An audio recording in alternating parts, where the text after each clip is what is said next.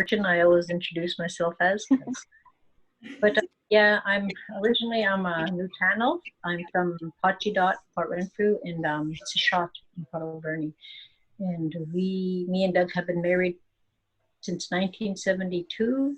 So I really embrace our Coast Salish culture, and also respectful to our own heritage. Mm-hmm. Awesome, beautiful, thank you. So I guess the title of this webinar is Community Resiliency During COVID-19 and Beyond. And there's so many directions that we could go with this conversation about COVID-19 and Indigenous communities. And for the purpose of today, we're focusing on what, as individuals and community members, we can do. But I did just want to acknowledge that there's a larger conversation that needs to take place, and I think is taking place, about the chronic health inequities, chronic underfunding, and lack of healthcare services in Indigenous communities.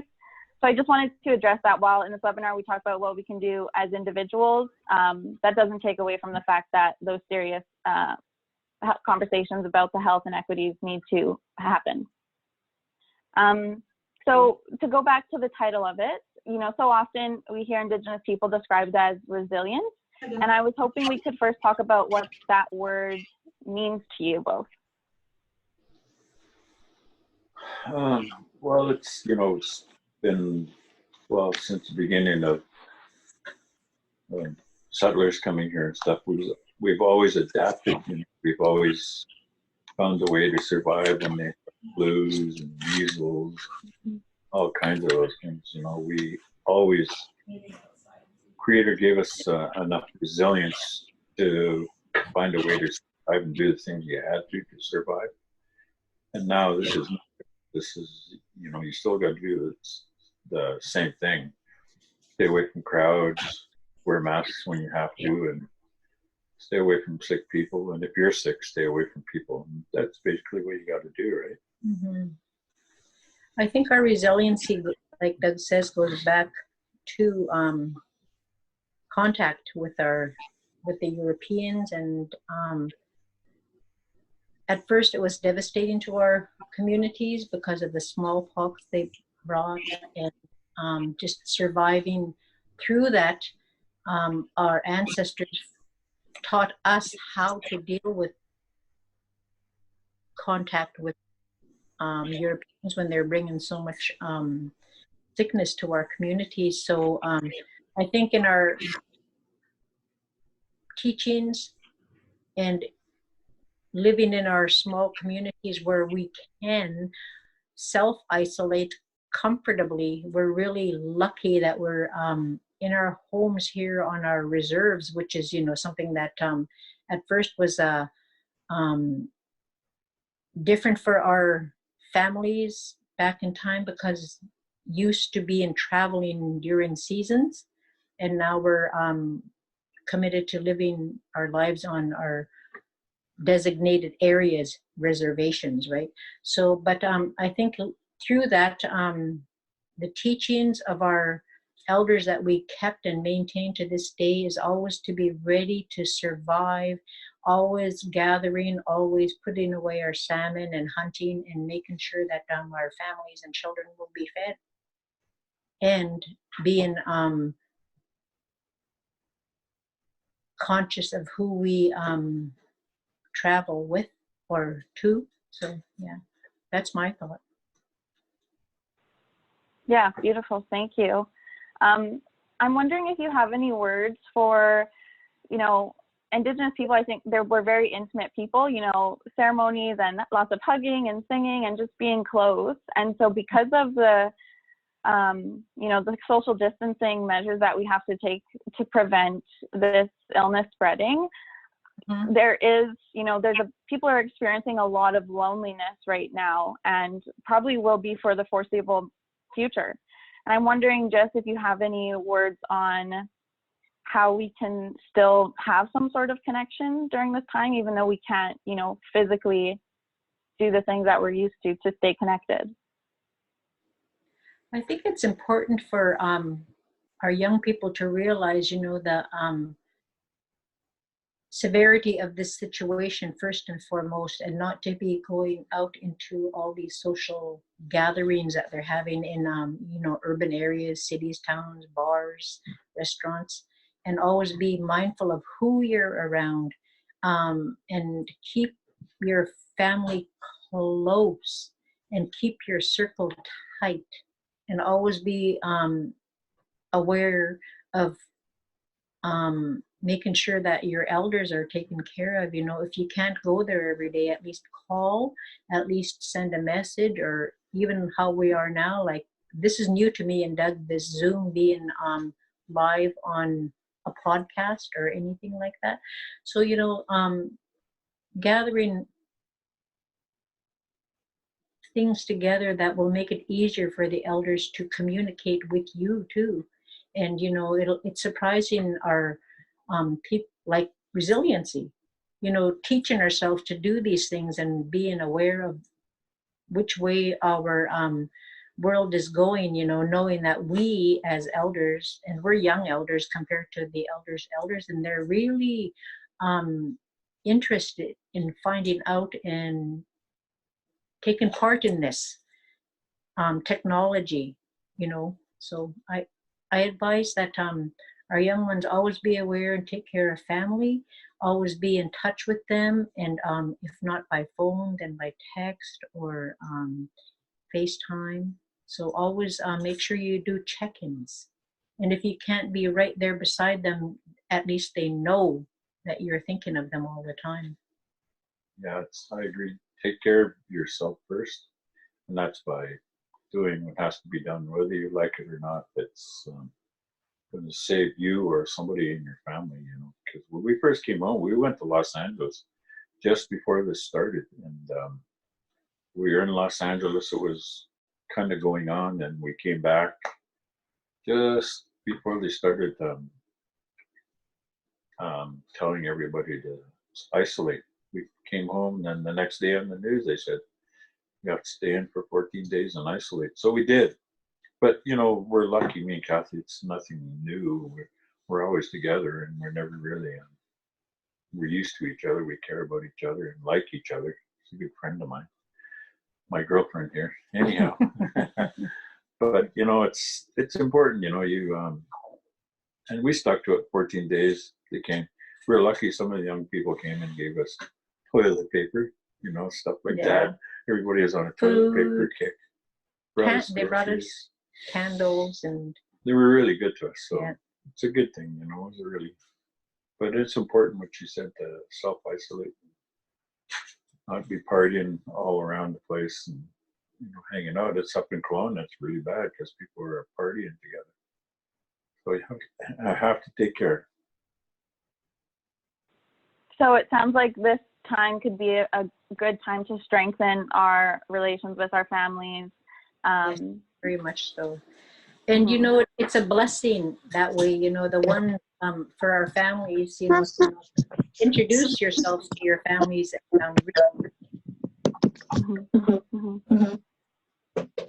Awesome. So talking about wellness, and it sounds like a lot of what's coming up too is just taking care of yourself, and so being mindful of when you need to do something that is going to nurture you. So what are some, I guess, warning signs for you two personally when you're feeling unwell and you kind of take note, okay, I need to change something? Yeah, it's like, if you feel a cold coming on, or, just little things, you have to pay attention to your body, you listen to what it's telling you. Feel like you're getting a cold or, fever or stuff like that, you have to pay attention to it. And when we were isolating our son Bear, he got some of the symptoms. He got a fever, and he wasn't feeling good. He had a cough, so he phoned the crisis line, whatever it is. I'm not sure. And they talked to him right away and just told him to stay home and write it out. He wrote it out. I don't think he had it, but he was, had a flu or something like that. So just pay attention to what your body's telling you. And don't go out if you're feeling that way. Yeah, self-care is so important. You know, I think at most times, you know, a lot of us take our health for granted, that it's never going to happen to us. But you know what? That's not necessarily true anymore. You couldn't, you could just be in the vicinity of someone who is COVID, and if they're not ill or having any symptoms, but they're carriers, you know, you may be the one that will, um, you know, become very ill. So, you know, you can never be too careful with yourself. Always be mindful for yourself and thinking about how your actions could bring this back to community, to family. And always, you know, if not for yourself, then for your little families, your huge families, your extended families, your community. So we're all in this together, trying to stay healthy, keep our elders strong, keep our family units tight. And if you're feeling any kind of um, illness in any way, always have a check-in. You know, on our reserves now, we're lucky here in Sayout that we have our nurse practitioner and a doctor, and we have our medical office. So we're, you know, luckily. But there's reach out to the ones that are online. There's a native doctor that's available all the time online. I've never seen it myself, but I've heard about it. So always be mindful for yourself and take care of yourself. Self-love, self-care. Mm-hmm. Yeah, it sounds like, you know, too, just as you're describing that, when we take care of ourselves, then that's also an act for the community, because then we're able to take care of our community members. If we're sick, we can't take care of anyone, and then it is damaging the community, right? That's true.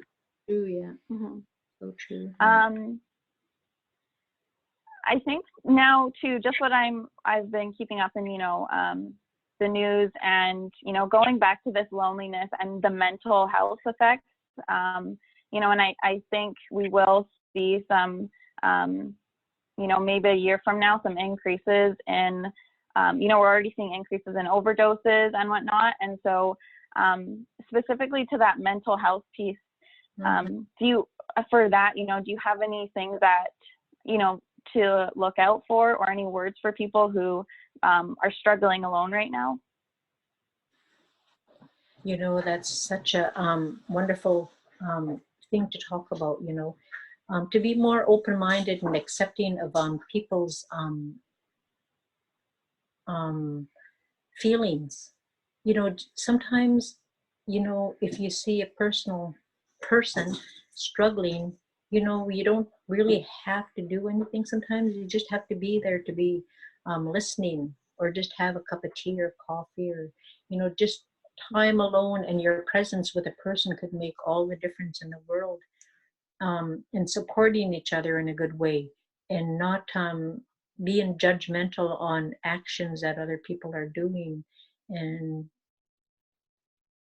being just kind to each other, and, you know, having that open hand to offer help if you can, in a good way.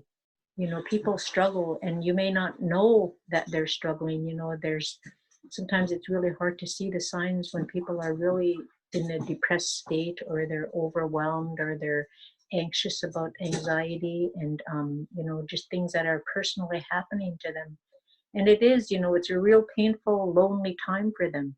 And at these moments when they're feeling that, so it's important for, you know, just to be kind, listen. They don't necessarily want you to do a heck of a lot or anything like that, just to make sure that they're thought of, and that you're there if they should ever need a, you know, a friend, or just someone to be with or talk to for a while.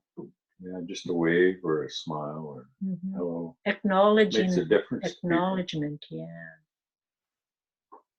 I've seen a story about that from my own person said just acknowledge me, and it made me feel.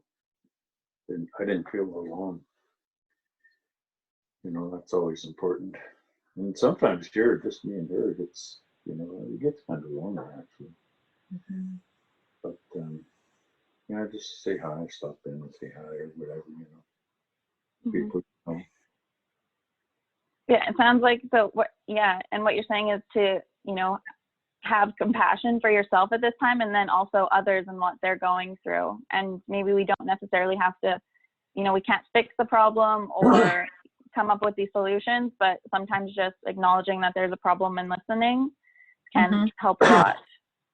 Yeah, it's it's true. true. It's Very so true. very true. You know, there's a lot to be said about just being kind and acknowledging people's struggles, Compassionate, yeah. compassion to how they are, who, you know, who they are as a person.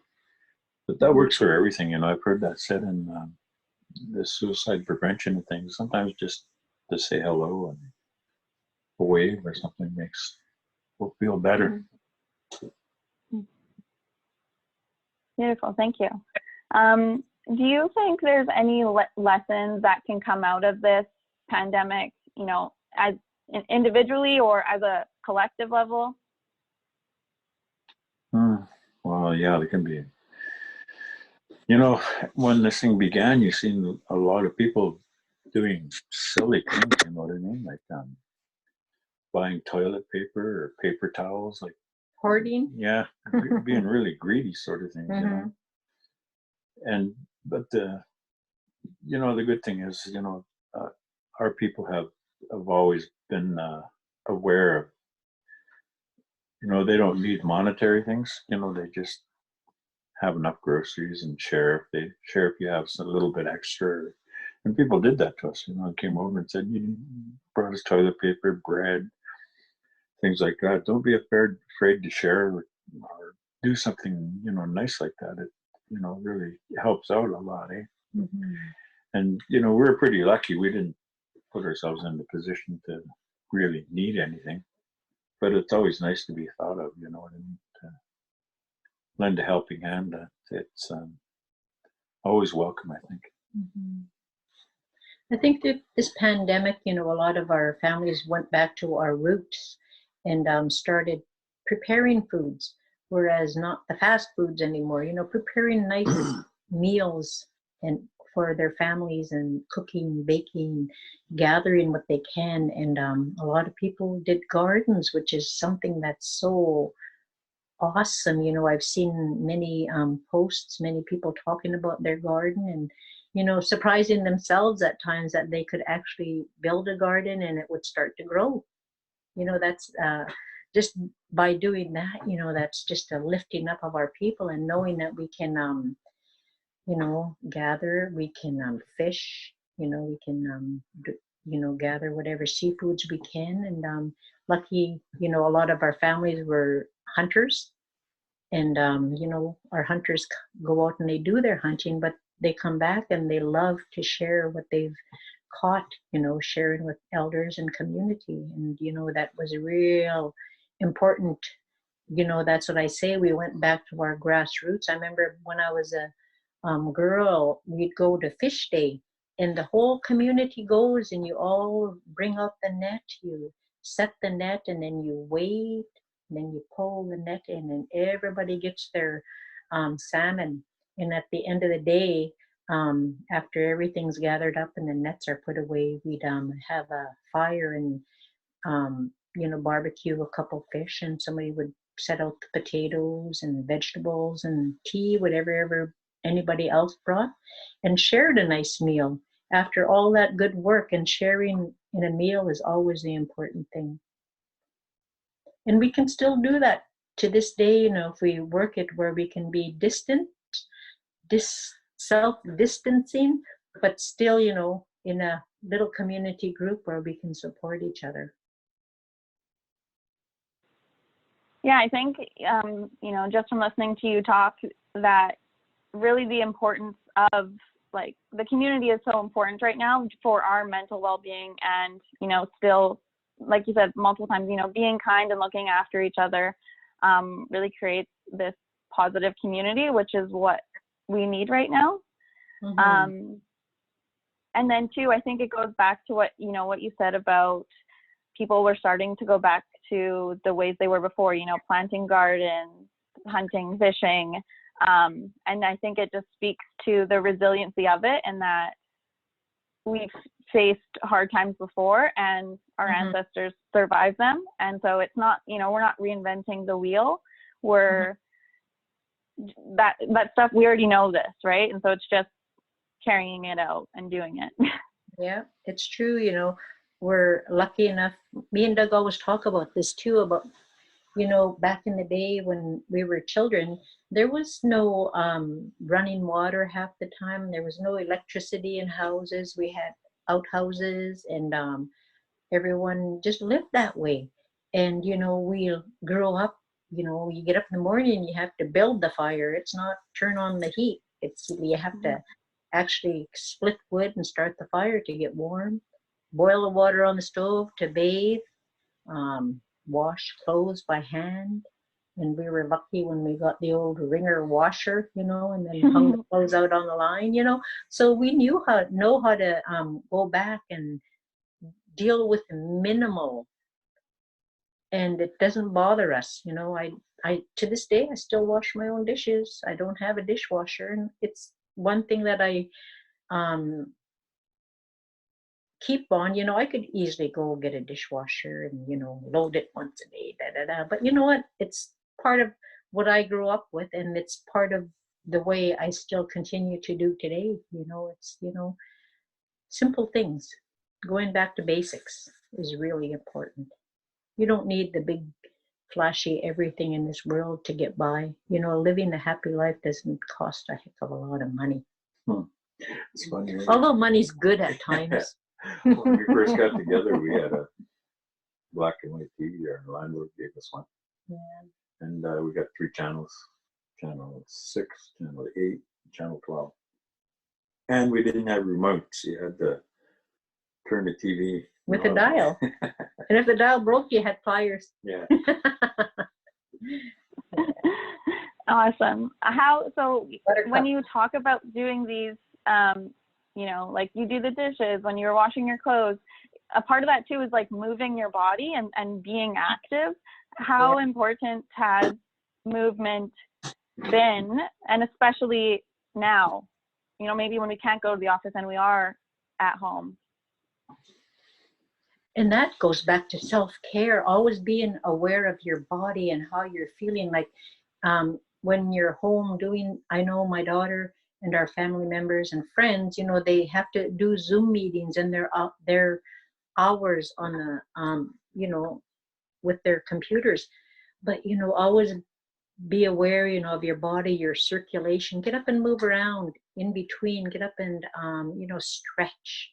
You know, I have a, my back, lower back, I have arthritis and just pain in my back all the time, hips.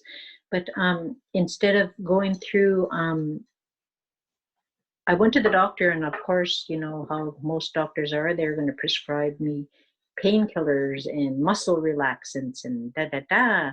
And I just asked him, I said, well, can I go to physio instead of, you know, going that route? And I'm glad I did, because I strengthened myself, I strengthened my back up, and it's just simple basic movements, like just yoga, really. And, you know, just always strengthening yourself.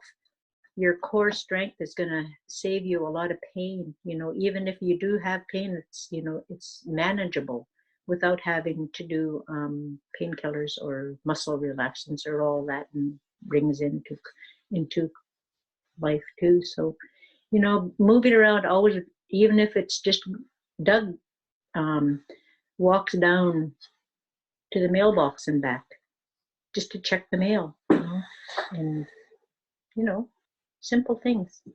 Simple. Be active. Yeah, be active. Don't be scared to be active, and jump around and do cool exercises or dance.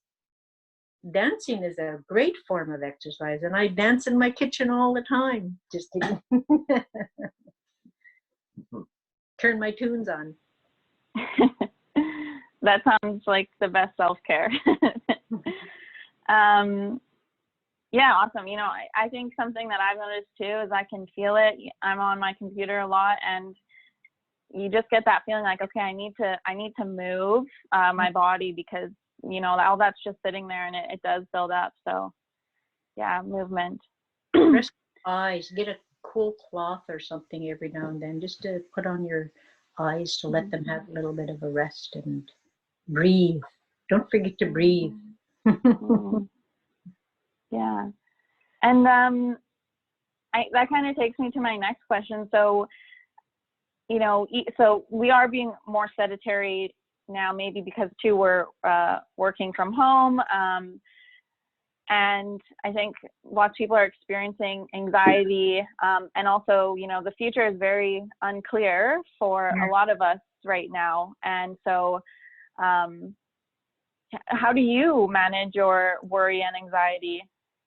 And do you have any words for others who might really be feeling that right now? Well, it's keeping busy. I draw a lot, and I'm starting to carve again, and just be active. You know what I mean? Don't be just, you know, Kathy's always doing something. She's out in the yard, puttering around the house, doing different things here and there. And, you know, keep yourself active. Don't just sit around and mope around. You know, be active. Find things to do. Get a hobby. You know what I mean? Stuff like that. It's what some people just go on computers and stuff, play computer games. But, you know, being active is good, to find different things. Like you said, gardening is a big deal. You know, a lot of people are doing that nowadays.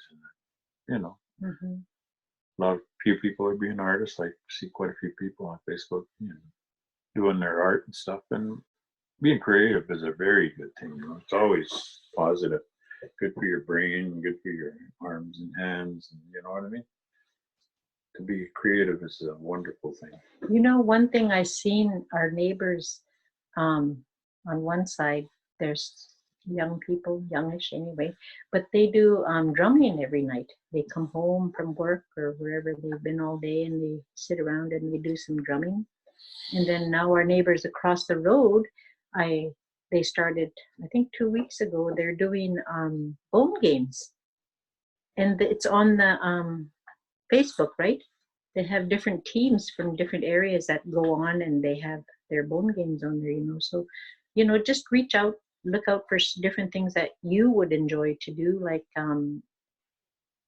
any kind of craft, or if you're not into crafting, reading or research. You know, that now is the best time to do all the things that you'd never thought of doing, you know, organizing your home, organizing your own papers, your pictures. You know, you would be surprised, you know, if you have pictures on your phone, go have them printed, and you'd be amazed, you know, on all the things in the past that you've done. And you know, it'll remind you of all the good things that you can do and will continue to do, and you know, build on that. Don't just think, well, you know, I don't know what I'm going to do anymore. You know, there's so much more. You know, there's like Doug said, artwork, craft work, singing groups, drumming groups, gardening groups. You know, there's just so much to life. You know, there's just, you know, the possibilities are endless. You know, what one person loves to do maybe isn't for you, so you try different things. And we've always told our children that too. You know, if you don't think you can do something, at least give it a try. You might find you love it, you might find you hate it, but you know, you gave it a try, and you have your experience of doing it, participating. Beautiful, thank you. I've seen some questions up here. Let me see if I can bring this up. So one person is how to be resilient in household relationships, and I'm guessing that, you know, if social distancing practices, we might be spending a lot more time with the people that we live with, and tensions could, you know, run a little high maybe. So I'm assuming that's what she means, is how to be resilient in those relationships right now. Mm-hmm. Yeah, that's a tough one, you know, and a lot of people are in close quarters, like some are in little apartments or little, you know, spaces. And, you know, that can be really challenging. I think the key to that would be listening to your partner, whoever that may be, and empathy. if they're feeling, anxious, you're going to feel anxious too, and just listen to what they have to say, and not react. So sometimes people will say something and you don't have to react to it. Sometimes they just need to blurt out how they're feeling, or their anger, or show their emotion, and I think by just allowing them to do that, and then just write it out. Don't be drawn into an argument. You think about, just take a step back and say, yeah, my partner, my friend, whoever is not feeling good right now. Maybe if they don't need a little space, then a little time for, reflecting on their own. But, we have to learn to have a deeper understanding for each other,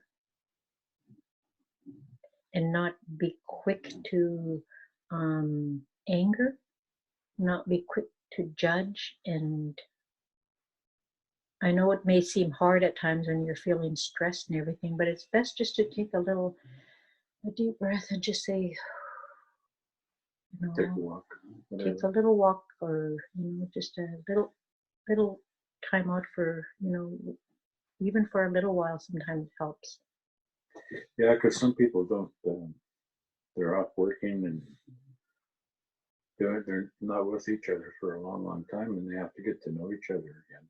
And that's an important thing. Get to know the person that you live with. People are just passing in the night or whatever, and you gotta shift work and stuff. You gotta change your way of thinking about. Oh yeah, a lot of people. I've heard some people say, "Oh, if I got to spend another hour with that guy, I can't do it." That's a bad attitude. You shouldn't have that attitude. It's supposedly the person that you care about. So, like Kathy says, you got to have a little understanding. Give a little and take a little. That's how it works. You give a little, take a little. I always say, just think about that person you're with, and maybe you've evolved into a different relationship with each other, but that person inside is the same person that you met, the same person that was attracted to you, and he was a person, he or she was attracted, to each other. And always rekindle that. Don't just think, oh, that's just past, that's gone, and it'll never be the same again, but it is. The core of a good relationship is continuing the balance and nurturing yourself too. But as people get older, and it's something we learn because we're older now. You go through a lot of changes, different feelings, and different beliefs and things like that, and that comes with the understanding of each other. Oh yeah, well, I like this. She doesn't like that. I like this, and you got to give each other space, because your ideals change as you get older. But like Kathy says, you still care about that person. It's just you have different beliefs and things as you get older. Relationships are work. It's not something that was taught to any of us. A lot of us, our families were separated through the residential schools, through foster care, and through work even. My brothers lost relationships because they were gone away logging for sometimes months at a time, and their relationship couldn't survive that. But it's important always to reconnect. Always. Yeah, beautiful. It sounds like too, what you're saying is that to always have respect and empathy for whoever that you're living with, even if you're arguing a lot or whatever. I think just that respect of this person's going through something, and how they are reacting right now is probably not because of me. It might seem like that, but there's probably other things. So it's just that basic thing of respect, and then also taking time to think about things, write them down, go for a walk before you react. Yeah, we used to. Right? We used to talk, me and Kathy, and I used to say, well, I'm not going to always say what you want to hear, and you're not always going to say what I want to hear. You know what I mean? You have to make your way through that. And, that's just the way life is, not everybody's the same as they, like I said, their changes, their life changes, their belief changes, and things they like change. You change. It's just not a normal thing. It's not abnormal. Unless you become a serial killer or something like that. Well, that's a little abnormal. Yeah. I've never seen him do that before. Just kidding. You never acted like that before. Yeah. Just kidding. Always have a sense of humor. That's a good thing. That's right. Have a sense of humor. It takes you a long ways in your life. Has that been have you noticed having that humor has really helped during this time? Oh yeah, you can. You have a good laugh all the time. It's good. Nothing's ever that serious. Honestly, believe me, we found that out through life. What was that fight for anyway? You know what I mean? It's like after a while, it seemed like, I don't even know why. But that's for her, not me. Just kidding. So I think there's another question here. Someone said, moving into the fall and winter seasons, I feel like it's a good idea to think about self-care strategies that can be recommended to individuals, families, or communities for the shorter, colder, wetter days. Also being mindful that social distancing will be even more important with anticipated escalation of cases. And yeah, I think that kind of is something I've been thinking about too, is I'm so grateful that it's summer right now and I can be outside and I can do social things with others, but at a distance. And I do, at back when I'm like, I just anticipate, winter coming and wondering how that will affect us then. It's very true. I think one of the most important things that we did last fall was get flu shots. Man, that was a big thing. It really was important. It really helped through the winter, eh? A lot of people don't believe in, that makes me sick, or I'm this, I'm that. And, at first we were like that. But then we went in and they said, you might have had the flu bug before you got the shot, and it just brought it on faster. And it made sense. So, we got flu shots and it really helped us through the winter. Really helped. And, winter is coming, we're right in the middle of our summer, and then our fall will be here soon enough. 5 weeks away, they said. The winter, for our people here on the Coast Salish New Channel, sometimes that's the best time of our lives. There's so much happening through the winter with the winter fishing and hunting and gathering whatever we can. It does get slower, but there's so much to do. A lot of hiking, a lot of enjoying our Mother Earth, and just like I stress over and over, just simple things: going for a bike ride, going for a good walk, going to the beach, in any kind of weather we have here, on our BC coast, we're really blessed. We don't have the hurricanes, tornadoes, blizzards, we're pretty moderate here, so we're very blessed. We live in a very wonderful climate, so we can enjoy our outdoors any time of year. Put a raincoat on, boots, and hat. So don't forget, it's just another season, and celebrate the season. Don't just say, it's cold, it's wet, it's raining. It's something that our ancestors, when they were in their longhouses, they were creating a lot of their wonderful works. They were weaving, they were knitting, they were carving, they were painting, just doing all the homework that needs to be done through the winter season. There's always something to do, always. Just have to be a little more creative for yourself. Creative native. Yeah, we are creative natives, I love that. Yeah. Yeah, and it sounds like, throughout this, I've heard you talk about, just simple things, right?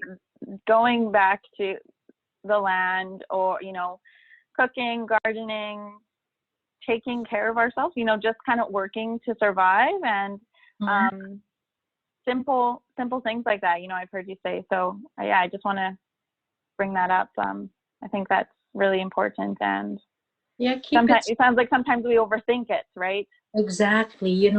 That's where, this world, with all the technology and all the new things that are coming up all the time, and it creates a anxiousness that you need to work to get that new thing, or that new car, that new phone, that new computer, that new outfit, those new runners. It doesn't matter. You know what I mean? It really doesn't. Sure, those things are nice to have but they're, the monetary value is nothing compared to the just the family, just the wellness within yourself is, you can't buy that. You can chase after the money, and it's not going to buy your happiness. Your happiness is within you. Your happiness is with your family, your partners, your children. And if we move back to basics and keep it really basic, and really nurture ourselves, our families, our spirits, our community, it'll be much better for all of us. I really believe that. Yeah, and I think too, because we are spending more time online, and we're connecting today online, which is a blessing, but also we do compare ourselves a lot to what everyone else has, and we are able to constantly distract ourselves by these tiny computers in my hand right now. Yeah, it's true. So we all get involved with it, and that's not a bad thing. Like I said, even us as elders, knowing how to connect with community through Zoom, through podcasts, it's a good thing. Whereas before all this technology, well, Doug said when we had got together 71, 72, we didn't have anything. We had a TV given to us. We didn't have a phone. We had to go downtown to use the phone. And, so, life is does not revolve around this technology. You can do without it. You can do without it, but it's accessible. It's become essential. And it's an essential part of our lives, but it's not everything in our lives. It's not our lives. Yeah. Yeah. I remember when I was first got with Kathy, and we got our first place. I was with my friend, and found that the place we got was $50 a month. It was a very small cabin. And it cost a dime to make a phone call. And I didn't have a dime, and my friend didn't have change either. And I asked him, I said, well, I got to phone Kathy and tell her. He says, well, I said, I'm just going to use this quarter. And he said, don't use the quarter. You got to find the dime somewhere. And I used the quarter, and he was really mad at me. But the quarter was a big thing back in those days, to use for a phone call. But it's just, the way I were back then, you know what I mean? Yeah, and in reality, when was the last time anyone used a telephone dial? You know where payphone is now? Yeah. I think it's like 75 cents now to make a phone call. Yeah. I haven't phone for so long. Even me. I just had one last question for you. I'm not sure if anyone else has questions, but my question is, what does, we hear the word wellness a lot, and sometimes when we hear these words over and over again, for me, they almost start to lose their meaning. So I'm wondering, when you think of wellness, and specifically like Indigenous wellness, what does that mean to you? I'll tell you what it means. It means being alive, being able to do the things you love, being with the people you love. I had a stroke 2 years ago, and I almost died. So, it means a lot. When you're young, you never think about it. I never thought it would ever happen. My mom passed away from a massive stroke. So You know, I had, it happened to me, and I ended up in hospital 3 months. Kathy never left my side. But that's wellness, is surviving and being here to be with your loved ones and enjoying life, you know, enjoying every day, enjoying the sunshine, you know, even, you know, dealing with this pandemic, you know, we're here, we're alive. It's, you know, life is very, very fragile. It's so, you know, it can have, you can be gone in a second. Like I always say, like Jim Morrison said, any day could be your last, you know what I mean? It's very true. But when you're young, you don't think about it. You know, you think, oh, well, this, that, you know, but when I was in the hospital and I was on the recovery floor in Vic General, there was a young man in there. He was like about in his 30s, a very healthy, really beautiful young man. And he was completely paralyzed. He couldn't even breathe. That's how bad it was. You know, and you learn to appreciate life, and you know, you learn how important it is just, you know, to survive and enjoy everything. Enjoy it. That's what wellness is. And being able to draw, like I draw coffee drawings every morning. When I was in there, I couldn't even write my name. I couldn't even hold a pencil.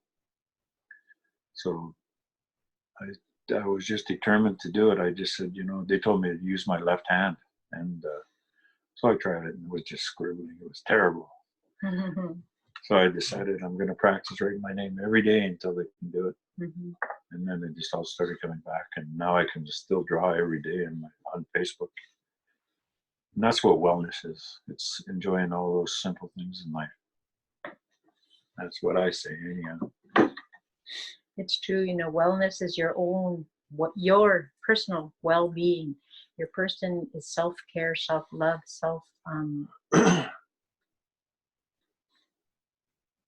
involvement with yourself, you know, to take your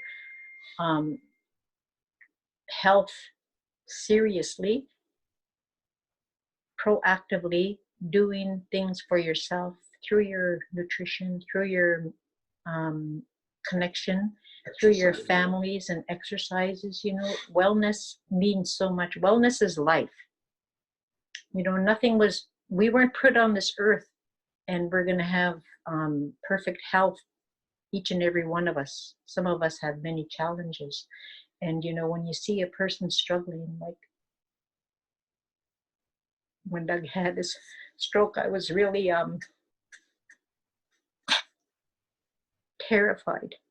And then I realized for once in my life, I have to be strong, and I have to make sure that I'm healthy. So when Doug, through his recovery,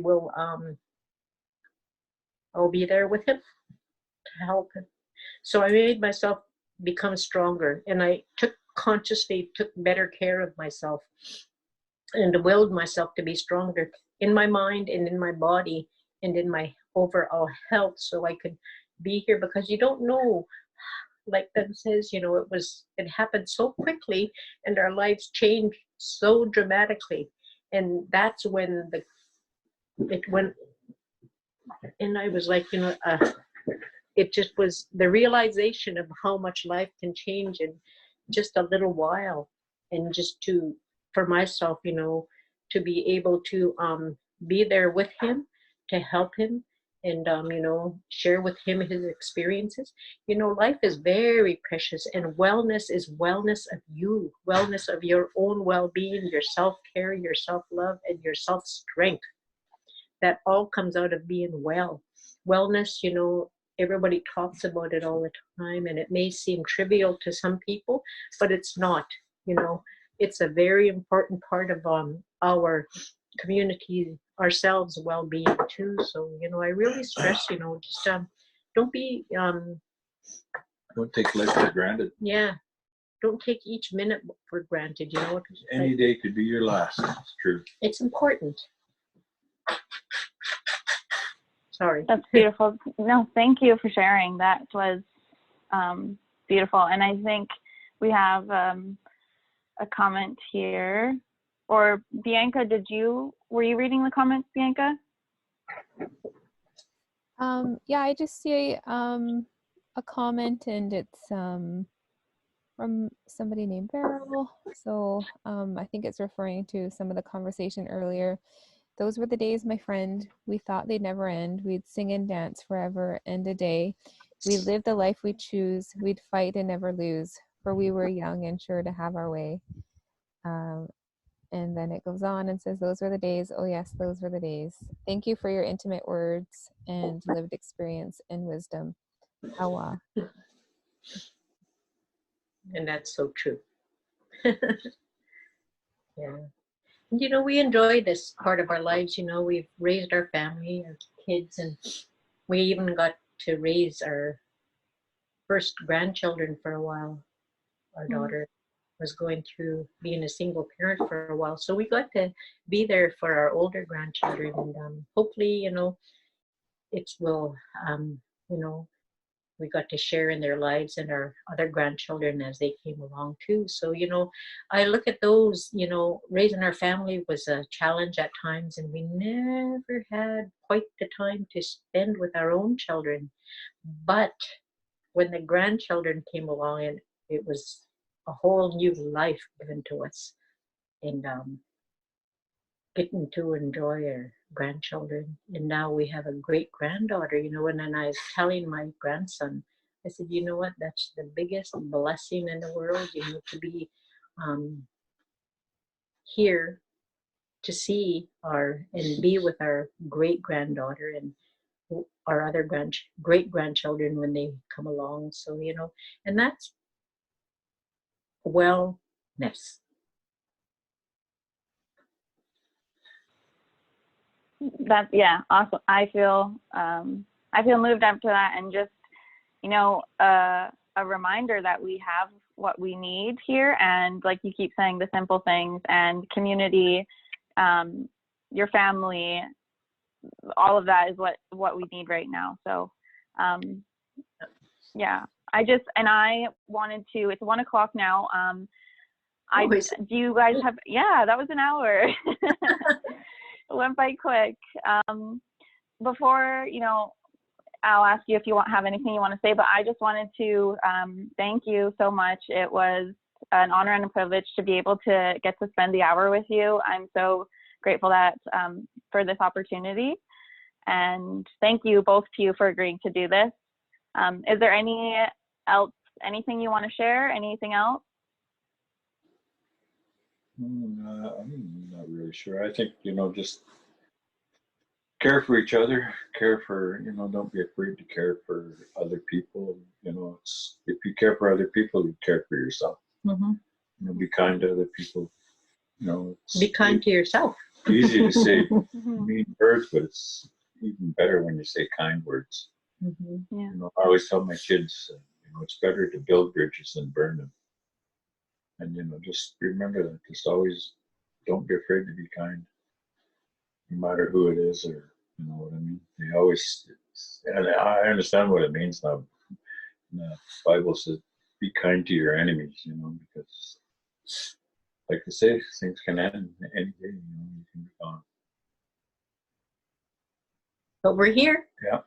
And we're happy. We enjoy life. You know, we've lived a good life, and our family's strong and growing all the time, which is, you know, that's what you want. You know, we have 5 dogs now. So you're busy. Dogs, I don't know why. But anyway, so cute. We enjoy our lives, and you know, like I said, we keep it simple, nothing too extravagant, but we treat ourselves every now and then. You deserve it. Awesome. Well, I guess that concludes our first webinar. Bianca, I don't know if you had anything else you wanted to say. I'd just like to extend gratitude to both of you and to Harlee for leading the conversation. It just felt really special, and I think there was something for everyone here. And so, yeah, I just really want to say Haishka and I have to do this as well. For anyone that's on the Zoom call,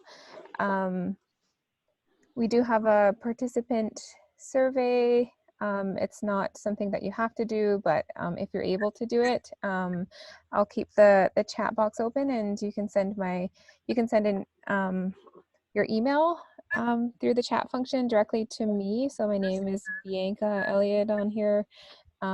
Or if you have Facebook, you can also send it to our page, which is Xpey Wellness, spelled Xpey Wellness. There are other webinars that are upcoming, and so those webinars are starting next week, and the first one next week is Eating for Diabetes. So that one will be led by Jess Newman, who is an Indigenous dietitian. And then following that, we have another one, which is Food is Medicine, which is also with Jess Newman and our team. So we have a berry toolkit that will go with that. So you'll be able to hear from Jess and then also leave with a resource. And then on August 20th, there's a canning workshop as well. So yeah. Keep your eyes open for those. If you would like a Google Calendar reminder, I would need your email for that. So that will give you a notification 10 minutes before it starts. So if that's something you'd like, I can add you to the Google Calendar reminders for the upcoming webinars. That's it. Awesome. Awesome. Well, thank you. Thank Well, you, thank everyone. you. Yeah. Thank you Thank for you very inviting. much. Enjoyed the time. Yes, me too. It was a pleasure. Take care. Take care now. Bye-bye. Bye. I never noticed that patch up there, did you?